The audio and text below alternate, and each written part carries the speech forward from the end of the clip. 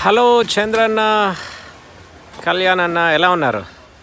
బాగున్నారా? మేమైతే అస్సలు బాగాలేదు. ఎందుకంటే చూశారు కదా ఆటోనగర్లో రోడ్ల పరిస్థితి ఇలా ఉంది. అసలు చాలా ఘోరంగా ఉంది ఆటోనగర్. ప్లీజ్ అన్న కొద్దిగా దీన్ని పట్టించుకోండి, క్లీన్ చేయండి. ఆటోనగర్లో ఎక్కడ పడితే అక్కడ చెత్త, నీళ్ళు, రోడ్స్ మొత్తం ఈ పాడైపోయిన లారీస్ ఇవన్నీ క్లీన్ చేయించండి అన్న.